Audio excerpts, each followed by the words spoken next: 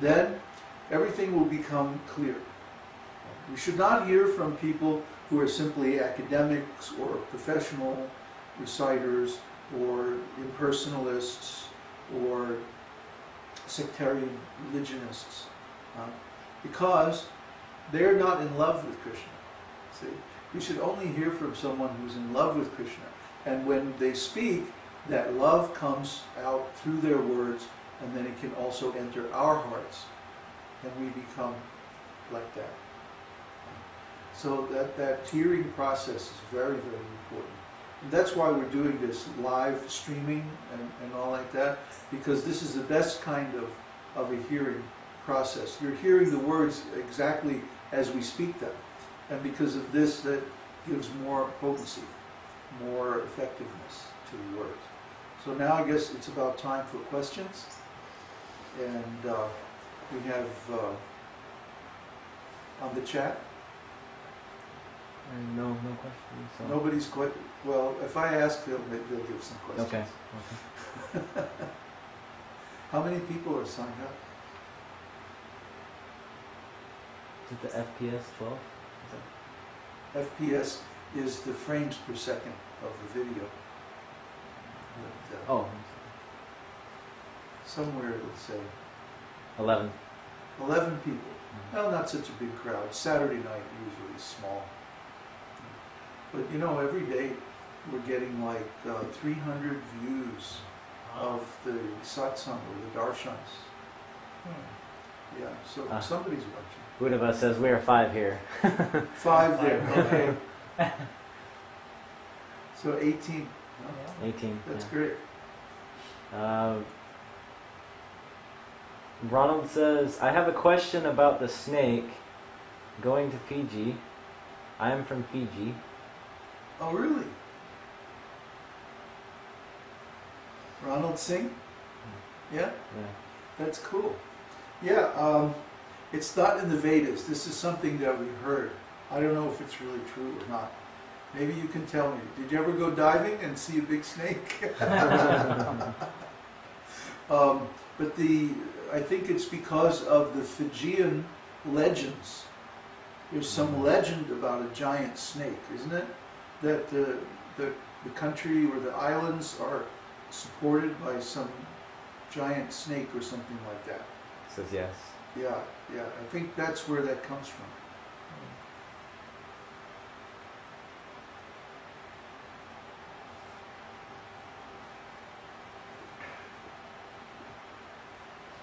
You see, in many parts of the world, the legends or creation stories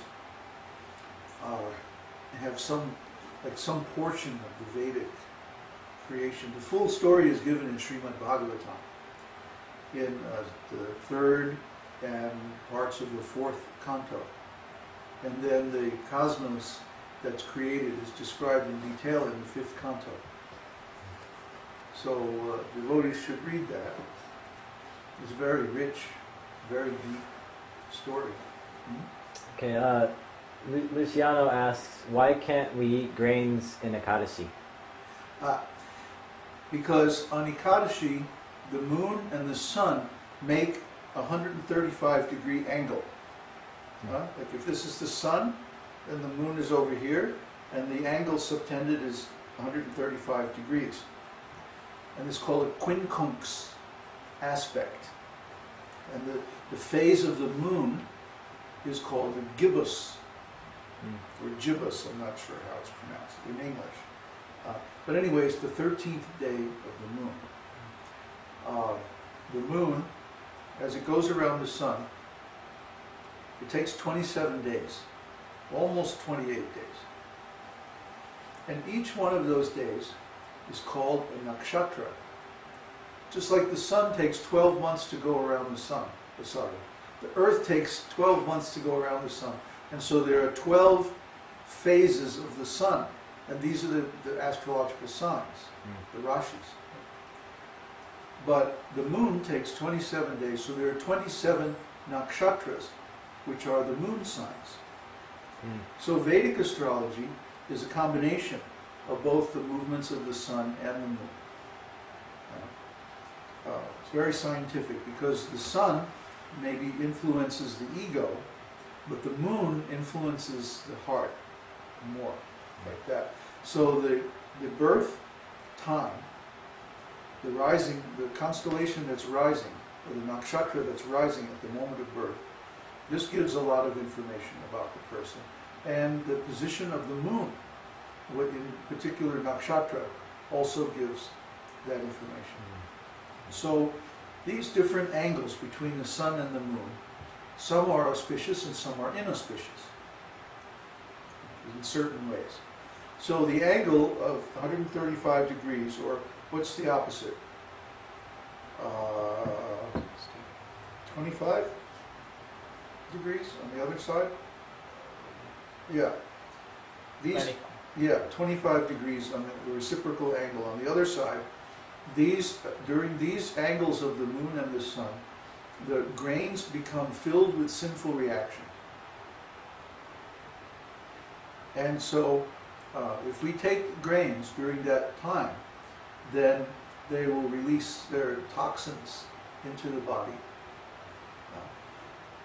But what we do in Ekadashi, especially if we fast, I'm not very austere. I hardly ever really fast on Ekadashi. But some people, strangely enough, they're very skinny people usually. I don't know why. But they fast on Ekadashi. They don't eat anything all day.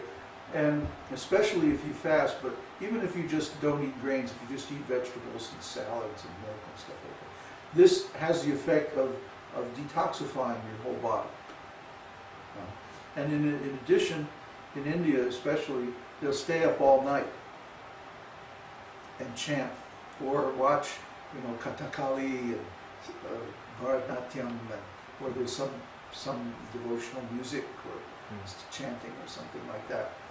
And this is a wonderful way to become purified from all sinful reactions. And there's many stories about Ekadashi, how Ekadashi is so powerful. Like, there was one rascal, thief, and he was getting ready to rob someone. And he was hiding in the jungle under a tree. And it happened to be Ekadashi.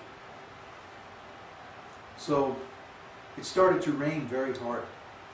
And because he was hiding under the tree, then he couldn't come out. He had to stay there. He had to sit there all night. And there was a temple nearby. And so there was, of course, chanting going on because it was Ekadashi night, right? So the thief was just sitting there. He had nothing to do. He couldn't do his thieving. The whole place was full of water. He was just hiding in the roots of the tree, probably a big banyan tree or something like that. And he just started singing along with the chanting in the temple. And stayed up all night because it was raining, it was cold, couldn't sleep anyway. And just from that one night of devotional service, he became liberated. There's so many stories like this, especially in the Vishnu Purana, Padma Purana, and even there's a few in the Śrīmad-Bhāgavatam, how just one night or one day of intense devotional service is enough to grant liberation. So, of course, probably he had some pious activities in the previous life or something like that.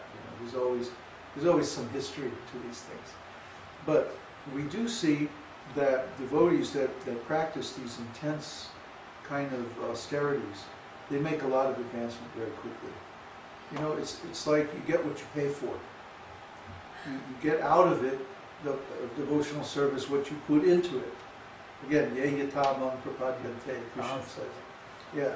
So, like we found when we were buying video gear and electrical equipment, computers and stuff like that, we always buy the top of the line stuff, professional gear. Why? It's not because we're like into bling or something like that. Like, oh yeah, I have the latest laptop. We're not into that. But we just found that you get what you pay for. If you want something that's going to work reliably and give you good, valuable service for many years, and it's always going to be there when you need it, buy the top of the line stuff, So it's the same way with Krishna. If you really want like the optimum benefit of devotional service, then do the whole process. Surrender all the way. Don't go halfway, because then you'll get halfway. If you want to go all the way and get the full benefit, then do the full process. Uddhava asks, what language do lions speak?